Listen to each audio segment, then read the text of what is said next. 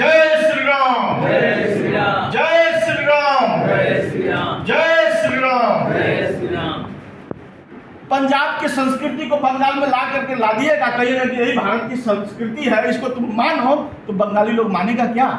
नहीं मानेगा, वह भारत टुकड़ा हो जाएगा। ठीक उसी तरह से नेपाल में वही गंदा काम राजाओं ने किया, और उन राजाओं की गंदा काम को यह जो नेता है, आज की जो नेता है, नेता तो सिस्टम परिवर्तन हो गया, नेता परिवर्तन नहीं हुआ। और आज की जो ये मानसिकता है आज इस देश के नेताओं का, वह नेता उसी राजाओं के मानसिकता को ढो रहे हैं लोग। और ये लोग क्या कर रहे हैं? पंचायत काल में जो चाइना यहाँ पर बीज बोया, क्या? भारतीय विस्तारवाद। भारतीय विस्तारवाद का डर दिखा करके राजा महेंद्र ने क्या किया जानते हैं? हिमालय से 30 किलोमीटर उधर उत्तर टिरनी नदी आज भी है तिब्बत में, नेपाल वहां तक था। बीपी जी प्रधानमंत्री बने, चाइना भ्रमण हुआ बीपी जी का, और माओ सेतुंग चाइना के राष्ट्रपति थे।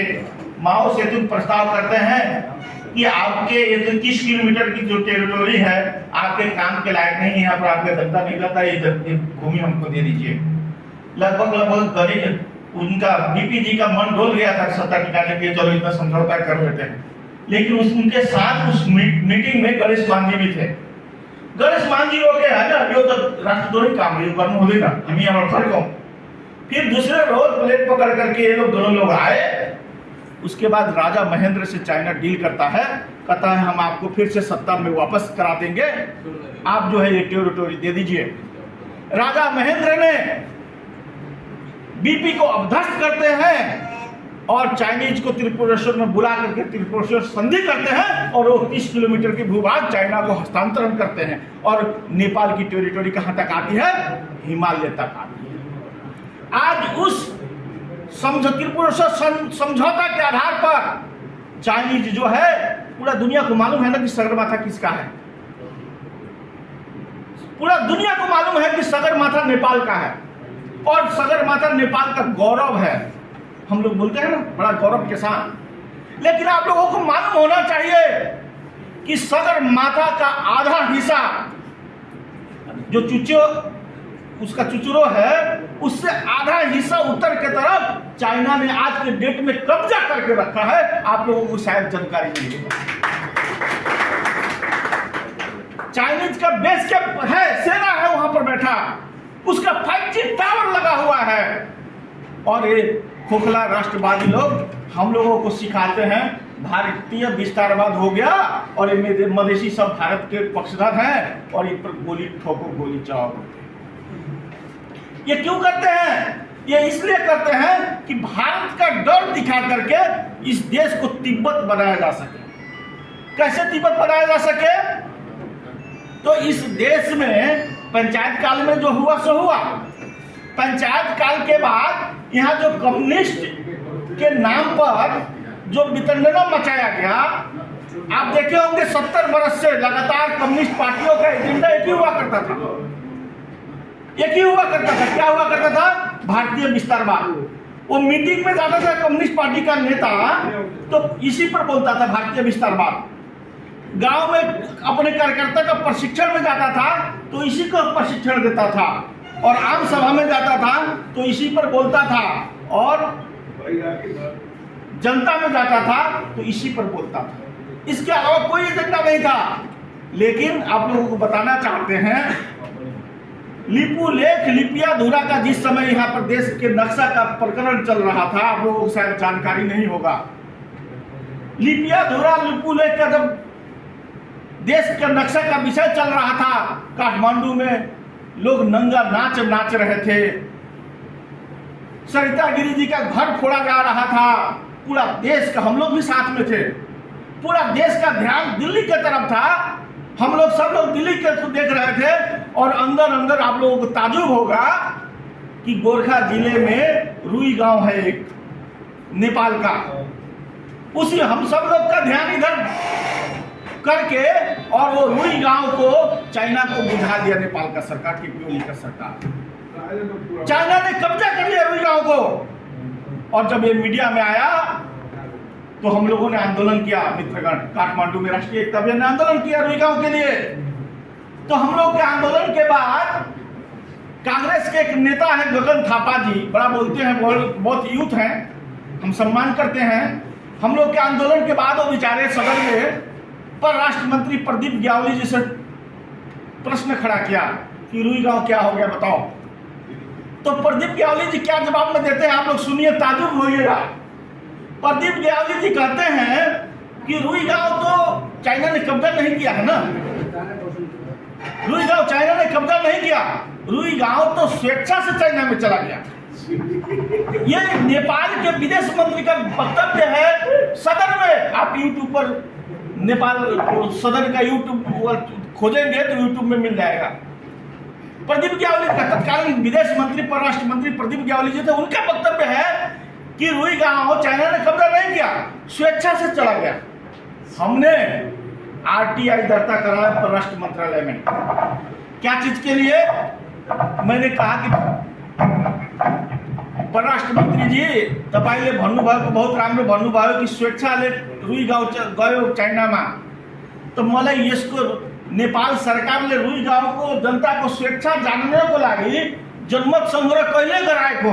क्याबिनेटमा त त्यसको निर्णय होला, अथवा जनमत संग्रह गरेर आएपछि त्यो कार्यदलले त रिपोर्ट सरकारलाई बुझाएको होला।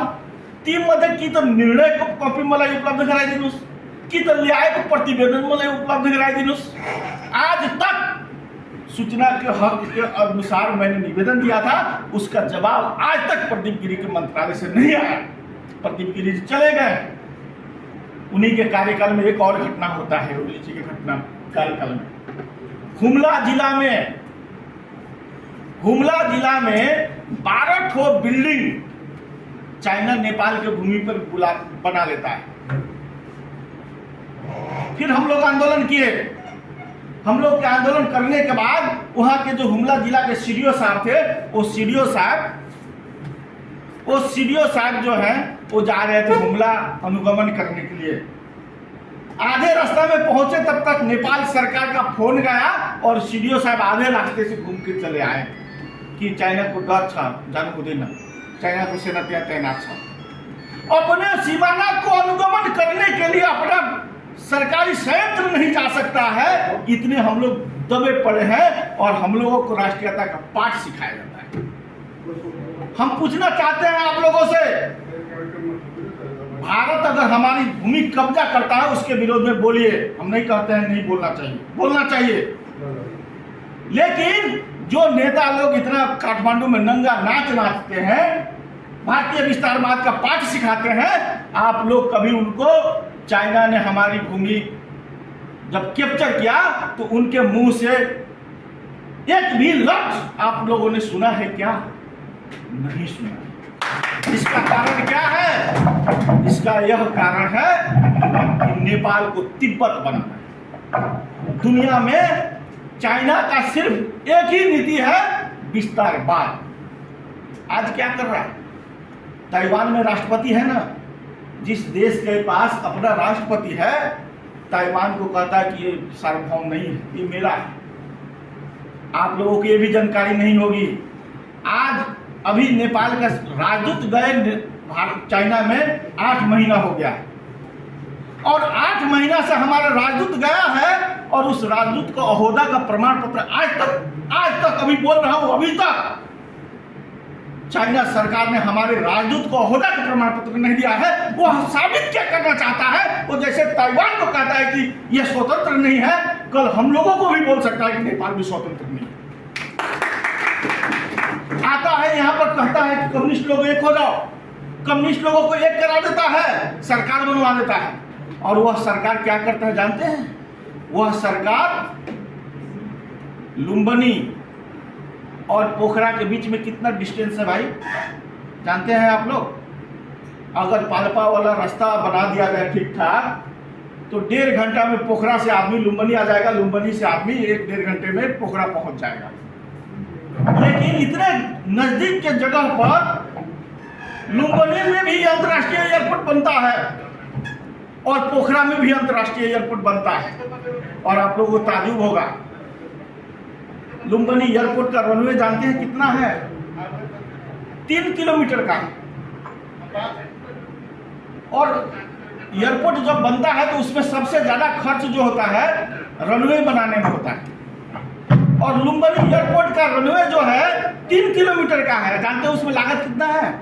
जम्मा 7 अरब में वो कंप्लीट हो गया, उद्घाटन हो गया, संचालन में आ गया। और पोखरा एयरपोर्ट के जानते हैं क्या है?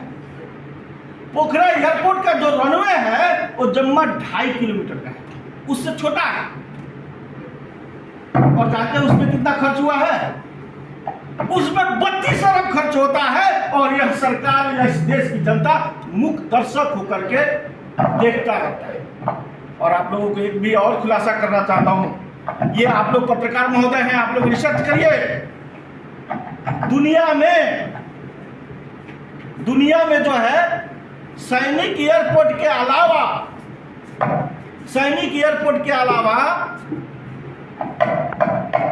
कोई भी एयरपोर्ट ढलान नहीं होता है। एयरपोर्ट का जो रनवे होता है सैनिक एयरपोर्ट के अलावा ढलान नहीं होता है, सब पिच होता है।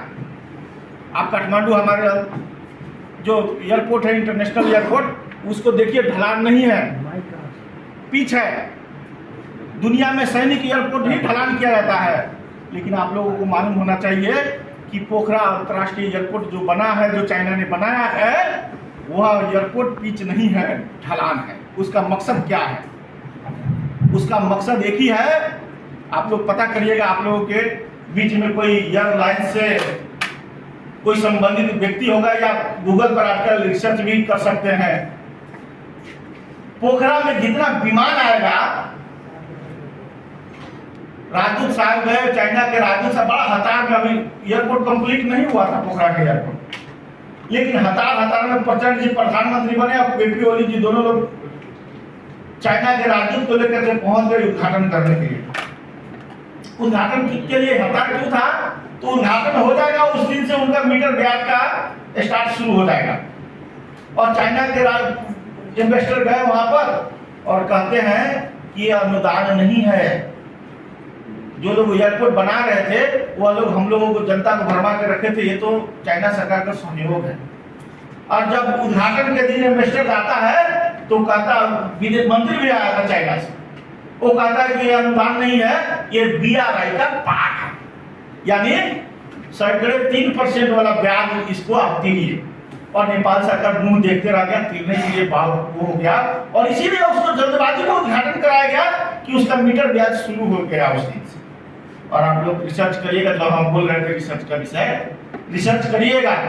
जो हमारा एयरपोर्ट में जितना विमान उतरेगा, उस विमान के टैक्स से जो 32 अरब लोन है हमारे ऊपर, नेपाल सरकार के ऊपर चाइना का, उसका रेवेन्यू से वह लोन तेरा, उसका ब्याज तेरा नहीं जा सकता। आने वाला 5 साल के बाद, 7 साल के बाद, 10 साल के अंदर में, जैसे श्रीलंका के हम्बलटोटा पोर्ट चाइना ने अपने गिरफ्त में ले लिया, उसमें वहां पर चाइना सेना बैठा हुआ है, पाकिस्तान का एक पोर्ट नीलाम कर लिया। ठीक उसी तरह से उसका निगाह क्या है कि ऋण के जाल में फंसा करके पोखरा एयरपोर्ट पर चाइनीज सेना को बैठाना उसका मुख्य उद्देश्य है। हम लोगों को समझने की आवश्यकता है कि हम लोग किधर जा रहे हैं। यह देश योजनाबद्ध रूप से तिब्बतीकरण करने की, इतना ही नहीं, अब तो राष्ट्रीयता तो 3 चीज को बना करके 3 चीज को मिलाकर बनाया जाता है। तो भौगोलिक सीमा तो कैप्चर कर ही रहा है।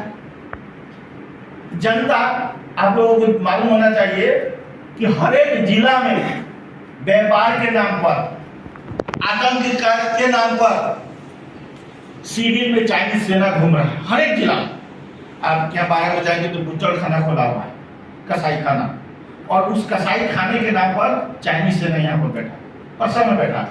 और एक हमको हमारे नेपाल सरकार के अनुसंधान के सुरक्षा निकाय के एक बड़े अधिकारी मिले थे, बोले कि हमारा नाम मत कहिएगा, मैं नाम नहीं बताऊंगा, लेकिन उनका कहना था कि विनय जी, यो काठमांडू में 1000 सिविल में चाइनीज सेना आवे चाइनीज इन्वेस्टर ले भन्ने बित्तिकै 1 घंटा को भीतर में पूरे रिंग रोड कैप्चर करना सक्छन्। एक हमारे नेपाल के हमारे सुरक्षा निकाय के अधिकारी ने बताया, चिंता की विषय। सिंह दरबार के आगे आता है एक चाइनीज, हमारे डीएसपी रैंक के अफसर रैंक के आदमी को जूता जूता मार करके चला जाता है, हम लोग कुछ नहीं कर पाते। हम लोग सुरक्षित नहीं है। जैसे तिब्बत हमारा एक तो बड़ा हम लोगों की मानसिकता, हम लोग कहते हैं मित्र देश है, मित्र देश के विरोध में क्यों बोलना भाई?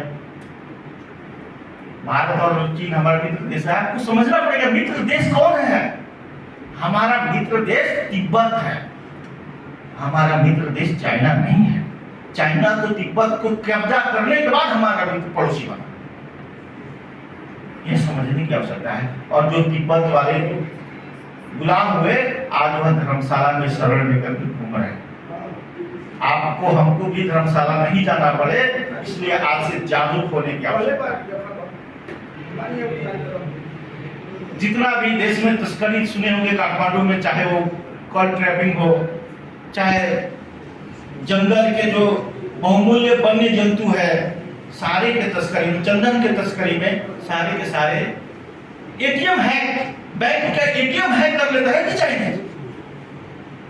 कांतिपुर इस देश के मीडिया और इस देश में आया हुआ विषय है, मैं कोई नया बना करके नहीं बोलूं।